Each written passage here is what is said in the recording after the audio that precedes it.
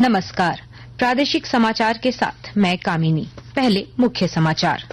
लोकसभा चुनाव के छठे चरण के तहत झारखंड की 4 सीटों के लिए नामांकन प्रक्रिया शुरू। धनबाद में एनडीए उम्मीदवार दुल्लू महतो और इंडी गठबंधन प्रत्याशी अनुपमा सिंह ने खरीदा पर्चा। गांडेय विधानसभा उपचुनाव के लिए झामुमो नेता कल्पना सोरेन ने किया नामांकन। जनसभा में मुख्यमंत्री समेत महागठबंधन के कई नेता रहेंगे मौजूद। सुप्रीम कोर्ट ने हेमंत सोरेन की याचिका पर ईडी को जारी किया नोटिस। 6 मई को अगली सुनवाई। और निलंबित आईएएस अधिकारी पूजा सिंघल को सुप्रीम कोर्ट से नहीं मिली जमानत। स्वास्थ्य कारणों का दिया था हवाला। मनरेगा घोटाला मामले में है गिरफ्तार। और अब समाचार विस्तार से। लोकसभा चुनाव 2024 के छठे चरण के लिए अधिसूचना जारी होने के साथ झारखंड समेत 6 राज्यों और 1 केंद्र शासित प्रदेश की 57 लोकसभा सीटों के लिए आज से नामांकन प्रक्रिया शुरू हो गई है। इसके तहत झारखंड की 4 सीटों रांची, जमशेदपुर, धनबाद और गिरिडीह पर मतदान होगा। उम्मीदवारों के लिए नामांकन जमा करने की आखिरी तारीख 6 मई है। धनबाद में एनडीए उम्मीदवार दुल्लू महतो और इंडी गठबंधन प्रत्याशी अनुपमा सिंह ने चुनावी पर्चा खरीदा है। नामांकन की जांच 7 तारीख को होगी और नाम वापस लेने की आखिरी तारीख 9 मई है। इन सीटों पर 25 मई को मतदान होगा, जबकि मतगणना 4 जून को होगी। इधर 5वें चरण की 3 सीटों और गांडेय विधानसभा उपचुनाव के लिए नामांकन की प्रक्रिया जारी है। झारखंड के पूर्व मुख्यमंत्री हेमंत सोरेन की पत्नी और झामुमो नेत्री कल्पना सोरेन ने आज गांडेय विधानसभा उपचुनाव के लिए गिरिडीह समाहरणालय में निर्वाची पदाधिकारी गुलाम समदानी के समक्ष नामांकन पत्र दाखिल किया। इस मौके पर मुख्यमंत्री चंपाई सोरेन, मंत्री आलमगीर आलम, कांग्रेस के प्रदेश अध्यक्ष राजेश ठाकुर समेत महागठबंधन के कई वरिष्ठ नेता उपस्थित थे। रांची लोकसभा सीट के चुनाव के लिए आज अधिसूचना जारी होने के साथ ही नामांकन पत्र भरने का काम भी शुरू हो गया है। जिला निर्वाचन पदाधिकारी और उपायुक्त राहुल कुमार सिन्हा ने संवाददाता सम्मेलन में बताया कि दिन के 11 बजे से दोपहर 3 बजे तक आगामी 6 मई तक नामांकन पत्र दाखिल किए जा सकते हैं, जबकि 7 मई को नामांकन पत्रों की जांच होगी। जिला निर्वाचन पदाधिकारी ने बताया कि 9 मई तक प्रत्याशी अपना नाम वापस ले सकेंगे। आगामी 25 मई को रांची लोकसभा सीट के लिए मतदान सुनिश्चित किया गया है, जबकि मतों की गणना 4 जून को होगी। उन्होंने बताया कि 6 जून को पूरी चुनावी प्रक्रिया संपन्न हो जाएगी। जैसा कि आप सभी अवगत हैं कि 8 रांची लोकसभा क्षेत्र हेतु सदस्य का निर्वाचन होना है और नाम निर्देशन पत्र रिटर्निंग ऑफिसर को या फिर श्री उत्कर्ष कुमार अनुमंडल पदाधिकारी सदर रांची सह सहायक रिटर्निंग ऑफिसर को अभ्यर्थी या उनके किसी प्रस्तावक के द्वारा दिनांक 29/4/2024 के अपश्चात तथा अर्थात आज से दिन के 11 बजे पूर्वाह्न से लेकर 3 बजे पूर्वाह्न के बीच निर्वाची पदाधिकारी का कार्यालय कक्ष कमरा संख्या 202 समाहरणालय भवन ब्लॉक ए में परिवर्तित किए जा सकेंगे। नाम निर्देशन पत्र संवीक्षा के लिए दिनांक 7 मई 2024 को पूर्वाह्न 11 बजे लिए जाएंगे। अगर अभ्यर्थी वापस लेने की सूचना दिनांक 9 मई 2024 को 3 बजे अपराह्न के पूर्व प्रदत्त किए जा सकेंगे। मुख्यमंत्री चंपाई सोरेन जमशेदपुर में कल जिला झामुमो द्वारा आयोजित बूथ स्तरीय कार्यकर्ता संवाद कार्यक्रम में शामिल हुए। उनके साथ जमशेदपुर संसदीय सीट से इंडी गठबंधन के प्रत्याशी सह विधायक समीर मोहंती भी मौजूद रहे। कार्यक्रम में विधायक रामदास सोरेन, संजीव सरदार, मंगल कालिंदी, सविता महतो समेत पार्टी के कई नेता मौजूद रहे।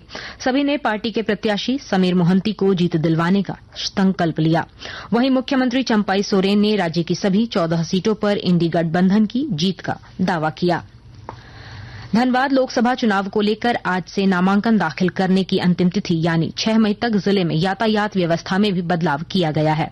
मेमको मोड़ और निरंकारी चौक से कलेक्ट्रेट तक सुबह 10 बजे से शाम 4 बजे तक सभी तरह के वाहनों की नो एंट्री रहेगी। इस दौरान जिन व्यक्तियों का घर मेमको मोड़ से निरंकारी चौक के बीच स्थित है, उन्हें भी घूमकर निरंकारी चौक होकर ही जाना होगा। वहीं नामांकन करने आए उम्मीदवार के साथ वाहनों में से मात्र 3 वाहन ही मेमको मोड़ से समाहरणालय गेट तक जाएंगे। शेष वाहन मेमको मोड़ से गोल बिल्डिंग की तरफ जाने वाले 8 लेन में पार्किंग करेंगे। जामताड़ा जिले में लोकसभा चुनाव में आवश्यक सेवाओं से जुड़े कर्मियों, अधिकृत इलेक्ट्रॉनिक और प्रिंट मीडिया के प्रतिनिधियों को डाक मत पत्र के जरिए मतदान की सुविधा उपलब्ध कराई जाएगी। विस्तृत ब्यौरा दे रहे हैं हमारे संवाददाता। आसन्न लोकसभा चुनाव में जामताड़ा जिले के अति आवश्यक सेवाओं से जुड़े कर्मियों, अधिकृत इलेक्ट्रॉनिक एवं प्रिंट मीडिया के प्रतिनिधियों को डाक मतपत्र के जरिए मतदान की सुविधा उपलब्ध कराई जाएगी। उपायुक्त सह जिला निर्वाचन पदाधिकारी कुमुद साय ने बताया कि इसके साथ ही दिव्यांगजनों एवं 85 वर्ष से अधिक उम्र के वृद्ध मतदाताओं को मतदान केंद्रों तक लाने एवं वापस घर पहुंचाने के लिए वाहन की भी व्यवस्था की जा रही है। उन्होंने कहा कि चुनाव आयोग के निर्देश के आलोक में जिले के सभी मतदान केंद्रों पर बिजली, पानी, रैंप, टेंट सहित अन्य बुनियादी सुविधाएं बहाल करने की दिशा में जिला प्रशासन तत्परता से काम कर रहा है। सुभाष प्रसाद सिंह, आकाशवाणी समाचार, जामताड़ा। आकाशवाणी के ताजा तरीन समाचारों के लिए आप हमारी वेबसाइट newsonair.gov.in पर लॉग ऑन कर सकते हैं। ताजा समाचार X handle @AIR news alerts और Facebook page all India radio news पर भी उपलब्ध है। आप प्रादेशिक समाचार एकांश के एक्स हैंडल @AIR न्यूज_रांची और फेसबुक, इंस्टाग्राम पेज तथा YouTube channel AIR news Ranchi पर भी हमारे बुलेटिन सुन सकते हैं। प्रादेशिक समाचार आप आकाशवाणी रांची से सुन रहे हैं। उच्चतम न्यायालय ने झारखंड के पूर्व मुख्यमंत्री हेमंत सोरेन की याचिका पर आज सुनवाई के दौरान ईडी को नोटिस जारी करते हुए जवाब दाखिल करने का निर्देश दिया है। मामले की अगली सुनवाई 6 मई को होगी।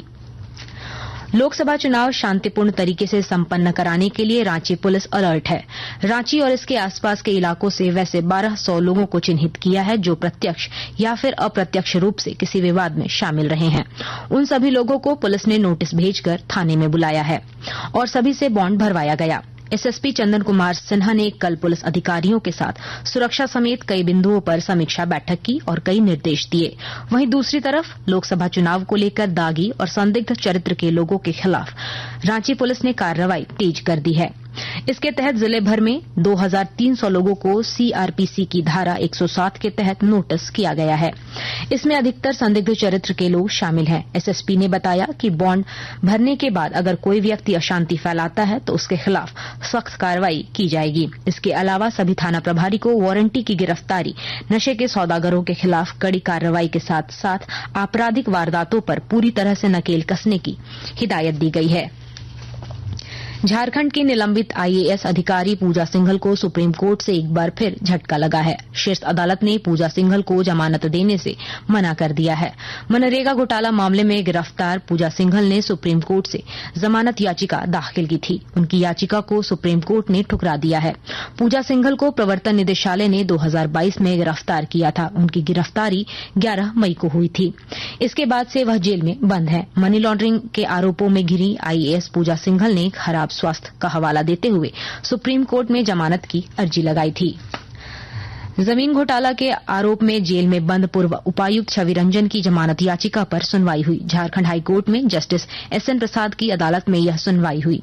इस दौरान सेना के कब्जे वाली जमीन से संबंधित ईडी के अनुसंधान के क्रम में आए वैसे दस्तावेज की मांग की गई जिसे ईडी ने कोर्ट में प्रस्तुत नहीं किया, जिसके बाद कोर्ट ने ईडी को जवाब दाखिल करने के लिए 1 सप्ताह का समय दिया है। साथ ही मामले की अगली सुनवाई की तारीख 3 मई को निर्धारित की है। आईपीएल क्रिकेट में आज कोलकाता के ईडन गार्डन्स में कोलकाता नाइट राइडर्स का मुकाबला दिल्ली कैपिटल्स से होगा। यह मैच शाम 7:30 बजे शुरू होगा। इससे पहले कल रात चेन्नई के एमए चिदम्बरम स्टेडियम में चेन्नई सुपर किंग्स ने सनराइजर्स हैदराबाद को 78 रनों से हरा दिया। महिलाओं की स्कीट में माहेश्वरी चौहान ने कतर के दोहा में शॉटगन ओलंपिक क्वालिफिकेशन चैंपियनशिप में रजत पदक जीतकर भारत की ओर से पेरिस ओलंपिक 2024 का कोटा सुरक्षित कर लिया। निशानेबाजी में यह भारत के लिए 21वां ओलंपिक कोटा और शॉटगन में 5वां कोटा है। अंत में मुख्य समाचार एक बार फिर। लोकसभा चुनाव के छठे चरण के तहत झारखंड की 4 सीटों के लिए नामांकन प्रक्रिया शुरू। धनबाद में एनडीए उम्मीदवार ढुल्लू महतो और इंडी गठबंधन प्रत्याशी अनुपमा सिंह ने खरीदा पर्चा। गांडेय विधानसभा उपचुनाव के लिए झामुमो नेता कल्पना सोरेन ने किया नामांकन। जनसभा में मुख्यमंत्री समेत महागठबंधन के कई नेता रहेंगे मौजूद। सुप्रीम कोर्ट ने हेमंत सोरेन की याचिका पर ईडी को जारी किया नोटिस। 6 मई को अगली सुनवाई। और निलंबित आईएएस अधिकारी पूजा सिंघल को सुप्रीम कोर्ट से नहीं मिली जमानत, स्वास्थ्य कारणों का दिया था हवाला। मनरेगा घोटाला मामले में है गिरफ्तार। इसके साथ ही आकाशवाणी रांची से प्रादेशिक समाचार का ये बुलेटिन समाप्त हुआ। नमस्कार।